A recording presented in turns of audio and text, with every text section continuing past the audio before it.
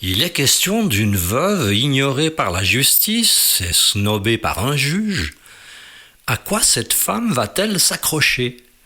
Va-t-elle finir par obtenir ce qui est juste ? Et toi, à quoi est-ce que tu t'accroches quand tout vacille autour de toi ? Et quand tu voudrais prier, à qui adresserais-tu tes prières ?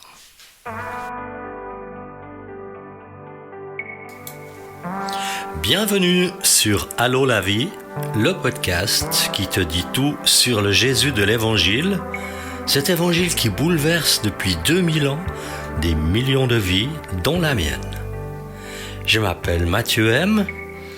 Et avec mes invités, je désire te communiquer l'espérance qu'ont fait naître en nous l'exemple extraordinaire de Jésus et sa passion sans limite pour les êtres humains. À toi qui rêves d'un port sûr où amarrer le bateau de ton existence, à toi qui rêves d'une nouvelle manière de vivre, ce podcast est pour toi. Réjouis-toi donc à l'écoute de Allô la vie, tout sur Jésus.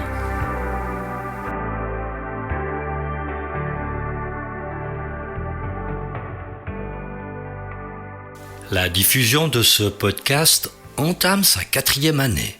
Je suis très heureux que tu aies choisi d'écouter cet épisode, que cela soit habituel ou une première pour toi.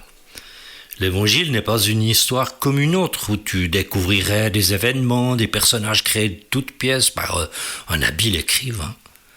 L'Évangile, c'est une bonne nouvelle adressée par Dieu à l'humanité qui en a plus besoin que jamais.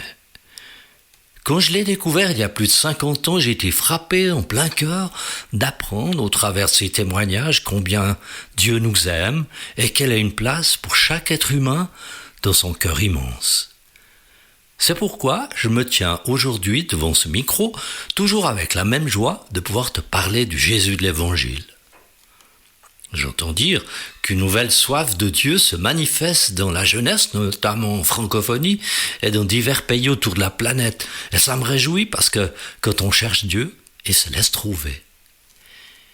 Il y a plusieurs dizaines d'années, je le cherchais aussi, moi. Je voulais des réponses honnêtes, authentiques à mes questions. Comme toi, je voulais être aimé, accepté par Dieu, sans arrière-pensée. Et c'est ce qui a bouleversé ma vie. Celle de plusieurs personnes de mon entourage également. Mais en même temps, je vais être honnête avec toi, tout n'a pas toujours été facile pour moi, et loin de là. Dans la séquence qui va suivre, je te raconte ce qui m'est arrivé personnellement un jour.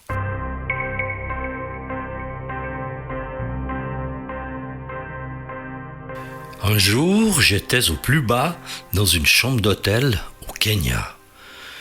Tout allait de travers dans ma vie. Je venais d'affronter des faillites, des trahisons à répétition. Mon corps, que je n'avais jamais trop économisé, me lâchait. Je ne voyais pas très clair sur mon avenir. Mes prières me semblaient bien faibles au regard de la situation. Agité de sombres pensées, j'ai allumé une petite radio que j'avais apportée dans mes bagages, espérant trouver un peu de réconfort.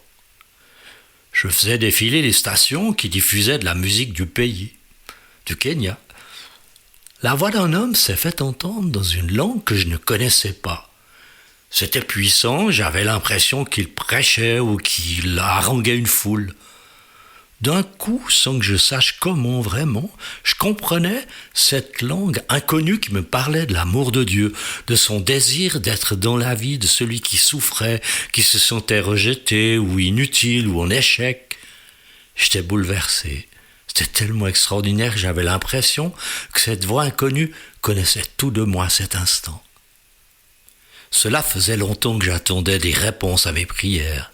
Elles étaient là, sortant d'un minuscule haut-parleur porté par la voix d'un inconnu. Ensuite, je suis retourné dans mon pays avec ma foi renouvelée par cette expérience et prêt à affronter la suite de ma vie avec Dieu. Je ne raconte pas ce que j'ai vécu là-bas pour me vanter de quoi que ce soit. Au contraire, c'est pour t'encourager si toi-même tu passes par des moments difficiles, comme cela arrive à tout le monde. Dieu existe, même si tu ne le vois pas. Lui te voit et il peut tout. Il peut débloquer une situation désespérée, guérir une maladie, te relever dans tes forces. Et cela, ce n'est pas une figure de style ou un simple verset de la Bible, mais une réalité comme tu peux la vivre toi-même. Au cœur de la tempête la plus terrible, d'une manière ou d'une autre, il te dit « Je suis Dieu, et à moi, tu peux faire confiance. » Notre reporter de l'Évangile rapporte un nouvel encouragement que Jésus donne sous la forme d'une parabole. Ses disciples sont là autour de lui, les oreilles grandes ouvertes, concentrés, même les plus bavards se sont tus. Écoute. Jésus leur dit une parabole pour montrer qu'ils devaient toujours prier sans se décourager. Il dit, il y avait dans une ville un juge qui ne craignait pas Dieu, qui n'avait d'égard pour personne. Il y avait aussi dans cette ville une veuve qui venait lui dire « Rends-moi justice contre ma partie adverse ». Pendant longtemps, il refusa. Mais ensuite, il se dit « Même si je ne crains pas Dieu et n'ai d'égard pour personne, puisque cette veuve me fatigue, je vais lui rendre justice afin qu'elle ne vienne pas sans cesse me déranger. » Le Seigneur ajoute « Écoutez ce que dit le juge injuste. Et Dieu ne ferait-il pas justice à ceux qu'il a choisis, qui crient à lui jour et nuit? Les fera-t-il attendre?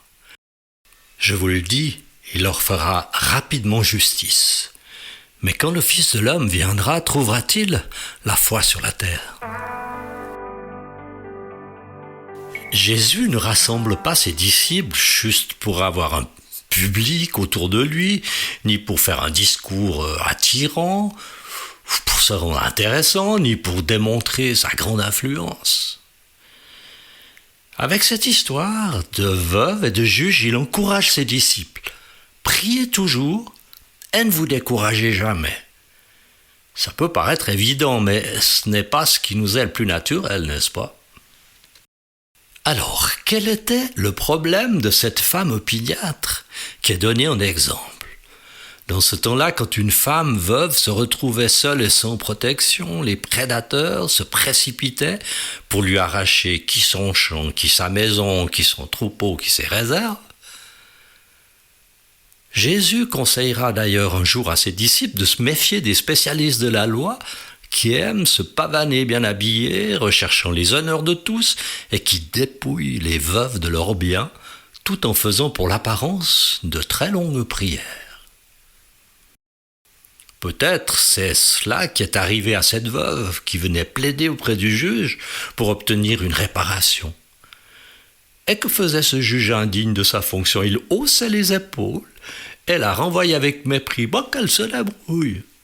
Il ne lui laissait aucun espoir et s'en moquait ouvertement.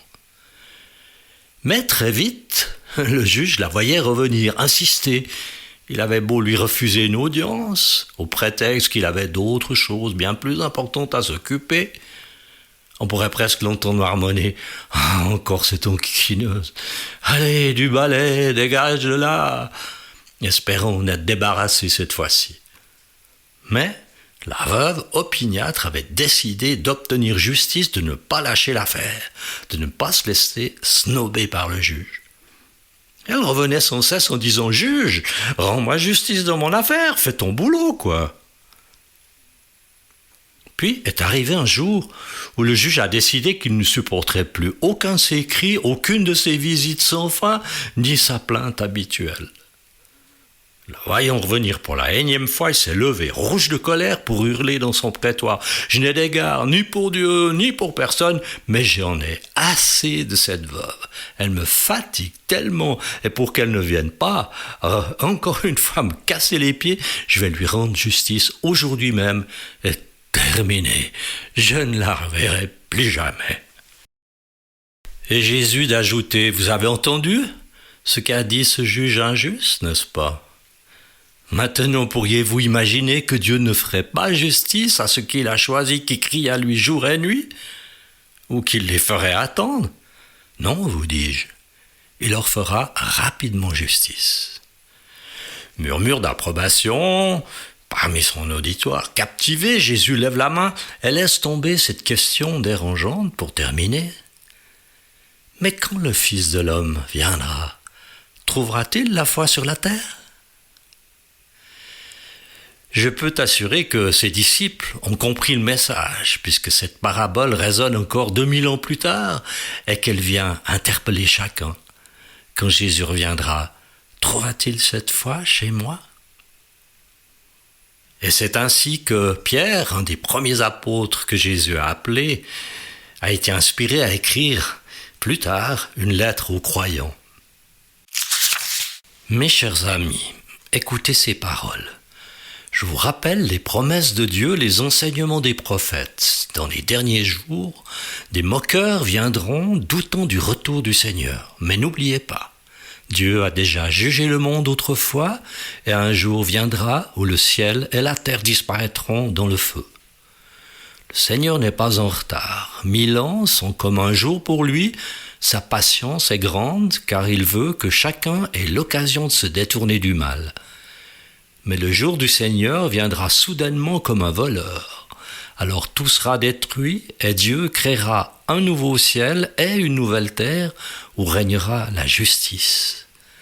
En attendant, vivez dans la sainteté et la paix, restez fermes, progressez dans la grâce et la connaissance de Jésus-Christ. À lui soit la gloire maintenant et pour toujours. Alors quand Jésus parle de la foi, de quoi parle-t-il? Il veut bien dire la foi en lui, en tant que le Sauveur venu du ciel pour sauver le monde et qui reviendra dans ce monde au temps fixé par Dieu. Jésus ne parle pas de la foi en général, comme on peut souvent l'entendre, la foi en soi-même, la foi en la science, en l'univers, ou dans telle ou telle religion, ou telle société, ou telle philosophie, telle politique, que sais-je encore. Il y a même ceux qui disent « Moi, je ne crois que ce que je vois ». Là, ils verront. Ils verront Jésus venant dans la gloire des cieux, ils le verront, mais il sera trop tard.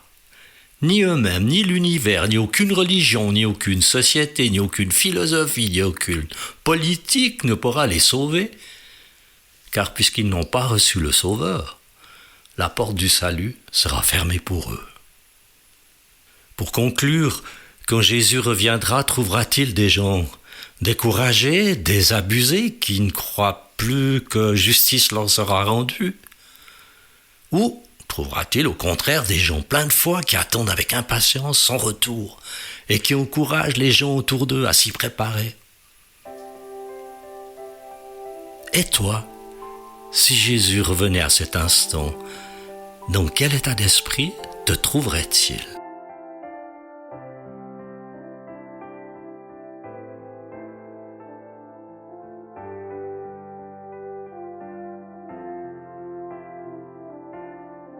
Voilà, c'est la fin de cet épisode. Merci de l'avoir écouté jusqu'au bout. Tu peux t'abonner à l'émission, ce qui t'assure d'être informé à chaque nouvel épisode. Si tu ne l'as pas encore fait, c'est très simple. Dans les références au bas de la description du présent épisode, le lien du site web de l'émission est indiqué. Clique sur ce lien, ensuite sur s'abonner, renseigne ton adresse email et confirme-la quand cela te sera demandé. C'est tout. Je précise encore que c'est entièrement gratuit. Alors à bientôt sur Allô la vie, tout sur Jésus.